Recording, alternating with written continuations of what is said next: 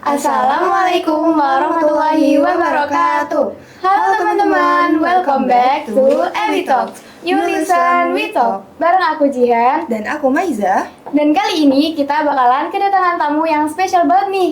Ya, dan bakalan bahas tema yang gak kalah serunya loh.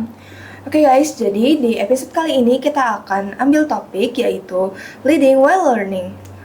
Terus jadi di episode kali ini kita kedatangan narasumber yang sekarang menjabat sebagai Ketua OSIS di SMA IT Abu Bakar Yogyakarta, yaitu Kak Zahida Hawa Afifah dari kelas 11 F3. Langsung saja kita sambut Kak Hawa. Halo Kak. Halo. Halo Kak, gimana nih kabarnya setelah kemarin selesai event Milad ABE dan WCWS nih? Alhamdulillah baik, mungkin sedikit capek lah, tapi alhamdulillah baik. Kalau sekolah aman kan Kak? Aman insya Allah. Oke Kak, Halo, kita langsung aja masuk ke pertanyaannya ya. Oke. Kak, kali ini kan kita ngambil tema leading learning nih. Kira-kira apa sih yang terlintas di kepalanya Kak Hawa tuh tentang tema ini? Yang terlintas di kepala aku tuh, ini temanya bagus banget sih, kayak leading while learning. Itu kan berarti memimpin sambil belajar kan. Kayak ini relate sih di aku. Jadi kayak ya sekarang ini aku lagi belajar memimpin gitu kan. Kayak temanya tuh bukan yang inspiring kayak. Soalnya aku ngerasa kalau aku belum menginspirasi, jadi kayak ini lebih enak banget temanya buat dibicarain. Oke, sebagai ketua OSIS nih Kak, apa sih hal terbesar yang Kak Hawa pelajari sejak jadi ketua OSIS nih gitu? Jujur banyak sih yang dipelajari, kayak gimana caranya kita memimpin, terus gimana caranya kita amanah dalam memegang tanggung jawab juga, terus nge-handle beberapa event yang jujur juga nggak mudah gitu kan. Dan juga kan nge-handle aku juga nggak cuma handle eventku sendiri, tapi teman-teman juga aku handle gitu kan. Jadi kayak semuanya di OSIS itu ada 9 divisi. Jadi itu benar-benar yang jujur agak banyak struggle-nya gitu. Tapi alhamdulillahnya ya sampai saat ini aku masih belajar buat memposisikan diri aku. Kalau Kak Halwa tuh ada nggak sih yang misal dulu tuh Kak Halwa tuh nggak punya skill ini, tapi skill itu tuh jadi berkembang gara-gara Kak Halwa masuk organisasi? Skill apa ya? Jujur mungkin ada, tapi aku nggak sadar. Karena aku tuh masuk organisasi dari aku kelas 7. Jadi mungkin skill itu tuh lebih ke kayak apa ya, berkembang sedikit demi sedikit gitu kan. Iya, pelan-pelan. Ya, kayak gitu. Jadi kayak misal skill dalam kepemimpinan. Itu kan ya aku masuk organisasi nggak langsung tiba-tiba, aku bisa gini-gini. Enggak. Jadi kayak itu tuh berproses kayak ya berkembang sedikit demi sedikit gitu. Tapi ya aku ngerasa kayak aku masih sama aja kayak dulu. Tapi sebenarnya itu aku udah berubah mungkin kan, udah berubah menjadi lebih baik gitu. Mungkin itu skill itu. Terus habis itu sekarang kayak rasanya jadi bisa multifungsi kayak ya, jadi kayak bisa megang ini sekaligus sama megang ini gitu loh. Jadi kayak bisa ngehandle lebih banyak hal gitu. Mungkin itu. Oke. Terus kalau misalkan Kak Halwa tuh ketua kelas kan ya, terus tuh ketua OSIS Pak. Terus kan kayaknya banyak tuh yang penasaran gimana sih kayak ketua OSIS tuh ngopiak-ngopiak teman sebayanya yang mungkin agak susah diatur gitu-gitu. Gimana sih Kak caranya? Jujur ya, itu emang susah tahu. Kayak misal nih, kita tuh kayak apel deh ya, sesederhana apel. Itu tuh itu kan banyak nih teman-teman aku yang kayak kadang tuh suka di belakang. Bahkan kita tarik pun kayak gitu kan. Karena ya itu susah, dan teman-teman juga susah buat nurut sama kita karena mereka merasa bahwa kita sebaya gitu kan. Tapi kalau buat aku sendiri gimana cara nge-handle itu, ya sebenarnya mudahnya itu kita tuh jadi contoh juga gitu loh buat mereka. Jadi kayak misal mereka itu nggak mau maju karena melihat lah itu juga nggak maju padahal dia anak organisasi gini-gini, padahal dia anak OSISnya gitu, bisa kayak gitu kan. Nah itu sederhana itu. Jadi kayak misal kalau misal kita mau teman-teman kita tuh maju, mau teman-teman kita tuh nurut sama kita, ya kita tuh juga harus jadi contoh yang baik buat mereka gitu. Nah sama kalau misalnya kita udah jadi contoh yang baik tapi teman-teman masih nggak mau nurut gitu, ya ditegasin kayak ya terkadang memang kita tuh perlu tegas gitu, tapi nggak selalunya marah-marah ya. Jadi kayak ya tegas aja di saat kita perlu tegas kayak gitu. Tapi sejauh ini alhamdulillahnya sih untuk teman-teman yang di OSIS ya, yang di dalam OSIS itu nggak susah sih ngopiak-ngopiaknya, karena aku senang banget sih sama teman-teman OSISku yang sekarang ini, karena mereka karena mereka tuh apa ya, kayak mereka tuh udah ngerasa bahwa diri mereka tuh punya tanggung jawab gitu. Jadi nggak perlu lah diopiak-opiak, nggak perlu disuruh-suruh dulu sama ketuanya baru mereka jalan tuh, enggak. Jadi makanya aku alhamdulillah aku senang banget di OSIS tahun ini. Wah, Keren. tapi nih kalau kayak kata kawannya tadi tuh banyak struggle-nya dari mulai yang kayak malas-malas gitu atau gimana gitu kan. Tapi apa sih hal yang paling susah gitu menurut kawan yang selama jadi ketua OSIS ini? Aku lebih ke menyesuaikan diri aja sih. Jadi kayak beradaptasi. Karena kan aku sebenarnya susahnya itu dari waktu aku jadi sekre 2 kan. Aku kan dulu tahun sebelumnya aku jadi sekre 2. Nah, terus habis itu tahun selanjutnya aku jadi ketua OSIS, itu bener-bener yang susah karena aku kan pertama kali boarding kan. Jadi kayak susah gitu loh ngatur waktunya. Kadang kita tuh berangkat sekolah, terus habis itu pulangnya juga tuh kita harus kayak ada halakoh dan kegiatan-kegiatan asrama yang lainnya. Sedangkan di sekolah pun aku kadang sampai sore, bahkan sampai malam juga bisa gitu. Karena itu tuh susah banget nge-manage waktunya, terus nge-manage tubuhku. Jadi kayak kadang tuh sering sakit atau kayak gimana gitu kan. Nah itu sulitnya, tapi gimana ya, mungkin sekarang aku udah terbiasa gitu. Kayak alhamdulillahnya sekarang nggak terlalu kesulitan gitu loh, karena mungkin aku sudah terbiasa dengan kegiatan yang terus-menerus itu kan. Jadi alhamdulillahnya udah nggak yang terlalu kayak dulu gitu. Ya mungkin itu menurut aku yang paling sulit tuh beradaptasi sama lingkungannya juga gitu. Kalau misalnya lagi rapat Kak, terus ada tiap orang dan divisi itu kan tadi ada 9 divisi ya, dan itu pasti pendapatnya itu beda-beda gitu. Jadi gimana cara Kak Hawa ngatasin itu? Nah, kalau misalnya perbedaan pendapat itu kan wajar ya, di organisasi juga kan tujuannya juga buat menyatukan pendapat yang berbeda-beda itu kan. Nah, ya aku cuma tinggal kayak ngajak mereka ngobrol, terus misal dalam satu rapat nih, kan satu si itu dari beda-beda divisi kan biasanya. Nah, itu biasanya kayak kita tuh ngajak mereka buat saling mengemukakan pendapatnya masing-masing gitu. Nah, nanti pendapat yang ada itu kita kayak istilahnya tuh kita kumpulin jadi satu, terus nanti kita temuin kesimpulannya. Jadi kayak nanti tuh satuin pendapat mereka, terus habis itu nanti jadi pendapat yang baru gitu. Yang itu terdiri dari pendapat-pendapat mereka, atau enggak misal kayak sekedar nentuin tema sebuah event. Nah itu biasanya kita kayak ngevote kayak gitu-gitu ya, musyawarah mufakat, paling gitu sih. Jadi kuncinya yang penting terbuka aja ya Kak? Iya. Oke. Terus kan tadi kan Kak Halwa ngasih contoh waktu apel tuh kan harus jadi contoh yang baik juga. Pernah nggak Kak Halwa tuh kayak ngerasa capek gitu harus jadi contoh yang baik, kayak Kak Halwa tuh pengennya gini tapi harusnya kayak gini karena dipaksa gitu. Pernah nggak Kak ngerasa capek? Kalau kayak gitu pasti pernah. Karena nih ya, aku tuh kayak sebenarnya capek gitu loh kalau misalnya disuruh jadi contoh. Kayak karena kan aku ngerasa juga kalau misalnya aku belum sempurna kan, dan aku juga masih remaja yang umurnya tuh sama teman-teman yang lain juga. Tapi ya karena tanggung jawab itu memang aku harus bisa jadi contoh buat teman-teman gitu kan. Nah sebenarnya nih ya, aku tuh ini jangan dicontoh ya, ini tuh buruk teman-teman, ini jangan dicontoh ya. Aku tuh dulu waktu sebelum masuk SMA itu tuh aku kepikiran buat kayaknya aku nggak mau kayak join organisasi yang gimana-gimana biar nanti aku tuh nggak dikenal sama ustadz-ustazah. Tahu nggak kenapa? Kenapa tuh? Karena aku mikirnya gini, karena nanti kalau misalnya aku nakal, ustazah nggak ada yang tahu nama aku. Jadi kayak siapa itu yang nakal?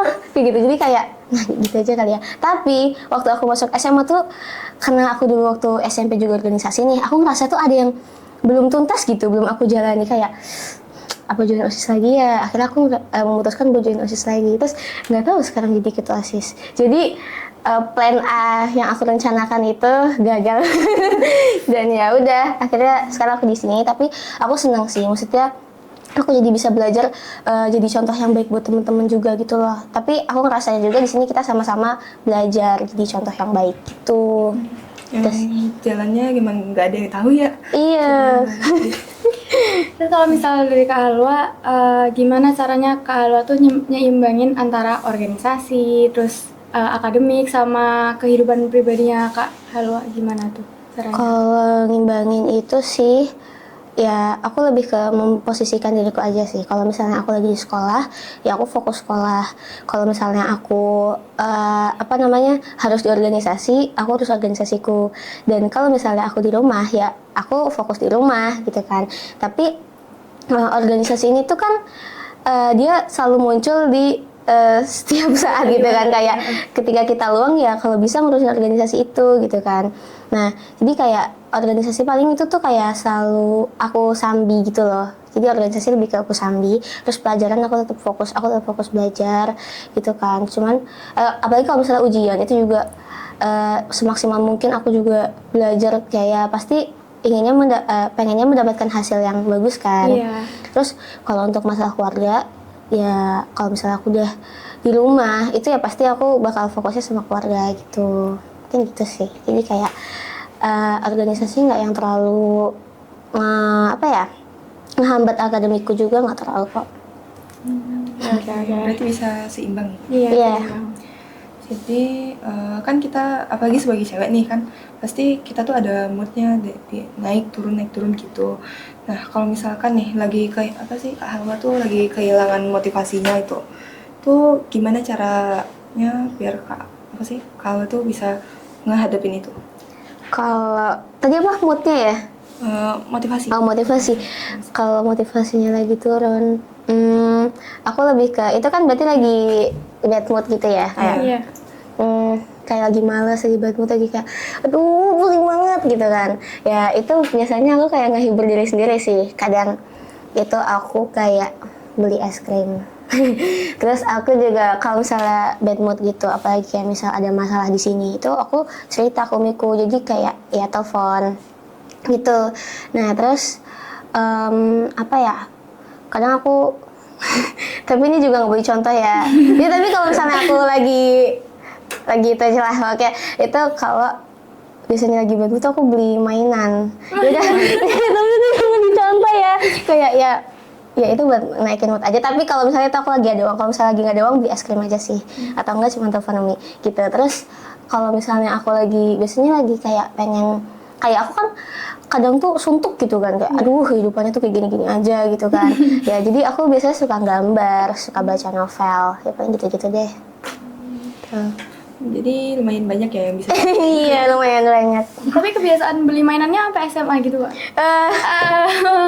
Itu jujur masih, tapi nggak terlalu Kak. Udah mulai dikurangin ya. Ya. Nggak lebih sering di es krim kok, beli mainan tuh jarang. Oke. Ya. Oke, jadi selanjutnya nih, apa tanggapan Kak Halwa itu tentang ekspektasi yang orang-orang tuh kadang ketinggian gitu loh menurut Kak Halwa?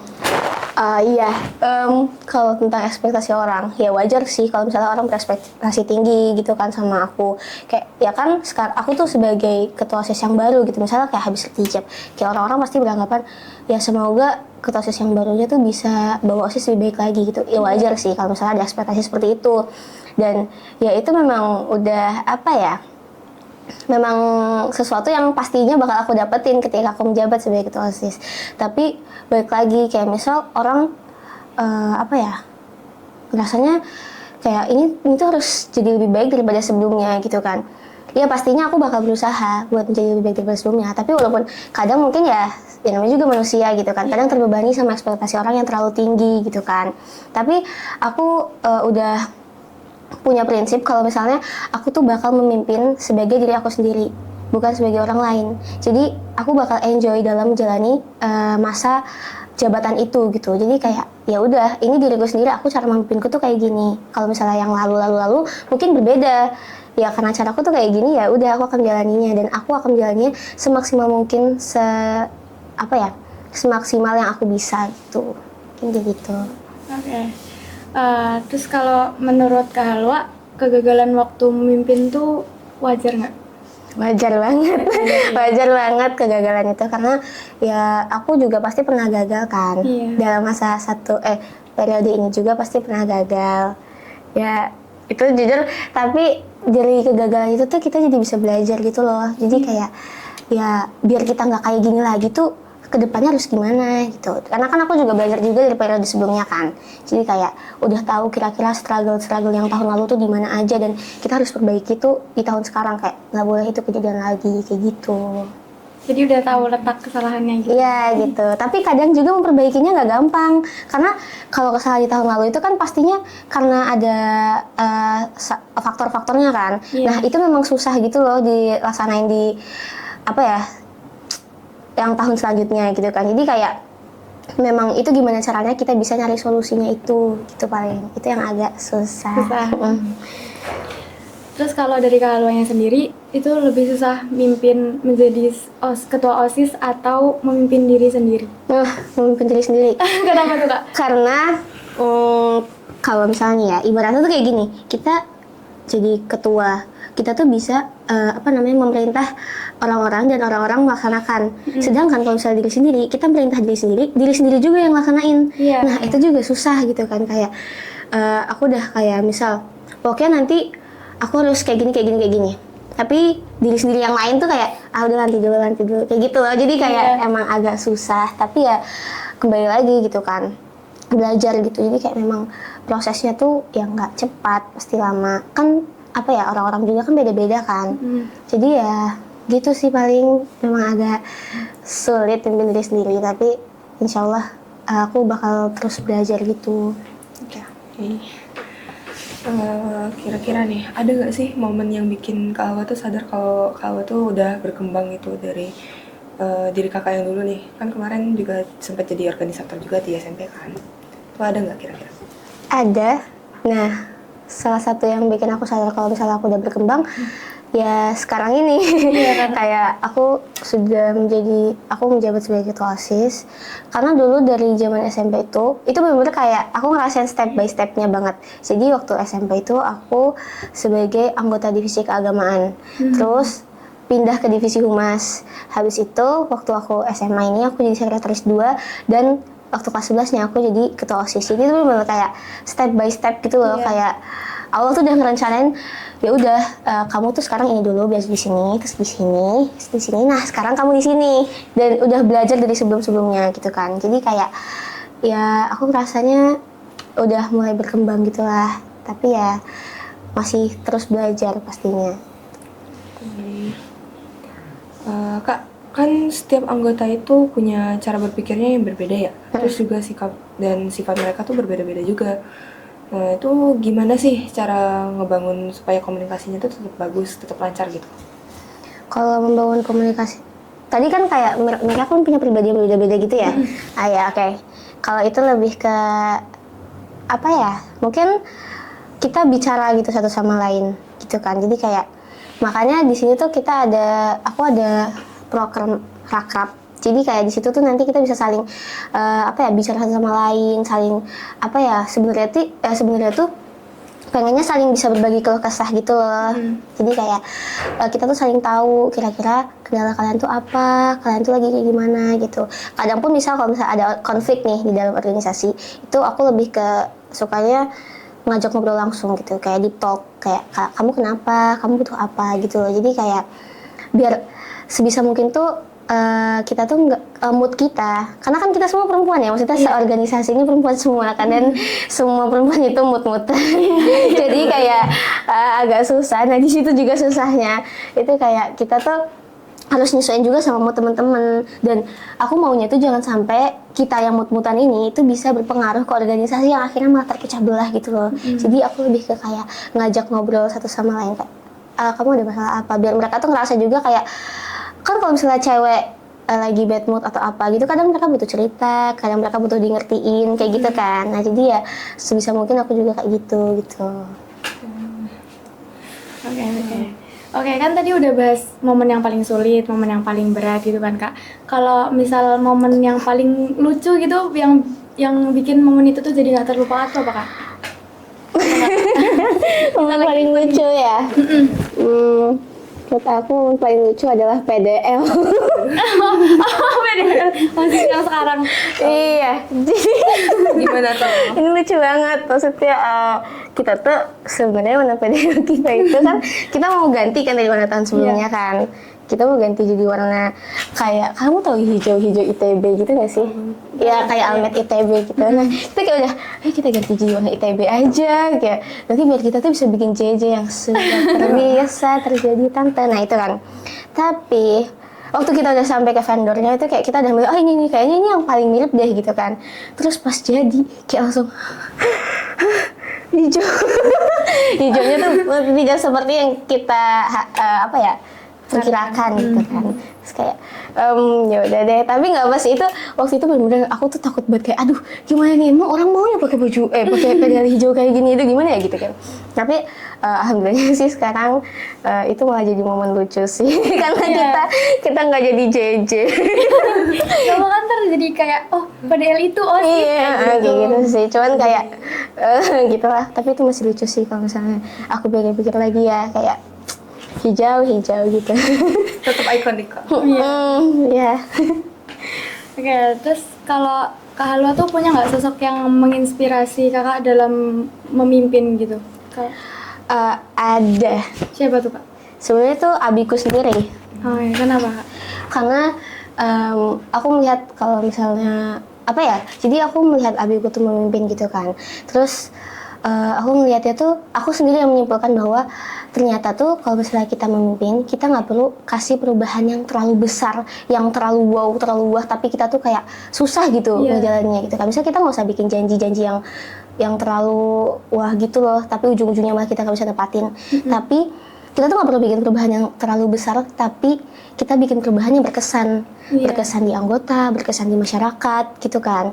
Nah, terus dari abiku juga aku belajar gimana caranya kita kan pemimpin ya, kita memegang amanah dan nanti amanah itu bakal dipertanggungjawabkan. Nah, ya itu, jadi kayak aku belajar juga kayak, ternyata jadi pemimpin juga tuh kita emang harus amanah. Kalau misalnya kita nggak boleh ngelakuin ini ya jangan gitu. Dan kalau apalagi sekarang gitu kan banyak ya, maksudnya pemerintah yang ya gitu kan, maksud tahu kan kalian ya gitulah. Nah jadi sebagai pemimpin itu segala yang kita lakukan itu dipertanggungjawabkan di akhirat, jadi sebisa mungkin hati-hati gitu dalam bertindak kan kayak gitu. Makanya aku terinspirasi dari abiku. Keren sih. Oke, apa nih pelajaran terbesar yang kakak dapatkan tuh selama jadi ketua OSIS ini? Pelajaran hidup. Ya, pokoknya banyak sih pelajarannya. Ketika kita tuh nggak boleh egois kalau jadi orang, kayak kan kita berorganisasi kan sama banyak orang kan. Jadi kita tuh nggak boleh egois sama pendapat kita sendiri. Kita harus dengerin semua pendapat orang lain, harus menampung semua pendapat orang lain. Terus juga aku juga belajar kalau misalnya kita tuh sebagai organisator juga harus saling percaya. Karena organisasi itu berjalan dengan dengan maksimal, dengan bagus itu ketika pemimpinnya juga percaya sama anggotanya. Karena kalau misalnya pemimpinnya nggak percaya sama anggotanya, ya gimana organisasi yang mau berjalan? Kalau misalnya nggak percaya, udah jalan organisasi sendirian, nggak usah ajak yang lain gitu kan. Jadi ya mungkin itu kepercayaan juga. Aku jadi belajar kalau misalnya kita tuh harus saling percaya satu sama lain, dan tanggung jawab juga. Tanggung jawab itu juga penting banget, dan apalagi kita juga udah diamanahkan gitu. Kalau misalnya kita udah diamanahkan ya harusnya kita bisa bertanggung jawab memegang amanah tersebut gitu kan. Terus sama kekeluargaan, jadi kayak kita tuh saling merangkul dalam organisasi, terus menumbuhkan rasa kekeluargaan gitu-gitu sih. Dari itu menurut aku pelajaran yang bisa aku ambil dari selama aku jadi ketua OSIS ini atau selama aku menjabat di organisasi ini gitu. Banyak ya, lumayan banyak. Kalau bisa mendeskripsikan perjalanan Kak Halwa menjadi ketua OSIS dalam satu kata, apa yang bakalan Kak Halwa sebutin? Satu kata itu, dan kenapa? Tumbuh. Karena aku bertumbuh di sini. Jadi kayak dari yang awalnya aku anggota, terus masuk ke PH gitu kan. Jadi kayak ya berproses bertumbuh gitu. Jadi kayak menurut aku itu bisa mendeskripsikan perjalanan aku selama di organisasi ini gitu. Oke. Wah, seru banget ya obrolan kita hari ini bareng Iya, Kak seru Hawa. banget. Dari cerita kakak, kita bisa jadi belajar kalau seorang pemimpin itu bukan berarti harus selalu sempurna, tapi kita harus terus belajar, berkembang, dan bahkan bertanggung jawab setiap prosesnya. Betul. Oke, semoga obrolan hari ini bisa menginspirasi juga buat teman-teman semua yang mungkin lagi belajar gimana cara berorganisasi, memimpin, atau lagi berusaha memimpin dirinya sendiri. Oke, thank you banget buat Kak Hawa yang udah mau nyempetin sharing cerita dan pengalamannya di sini.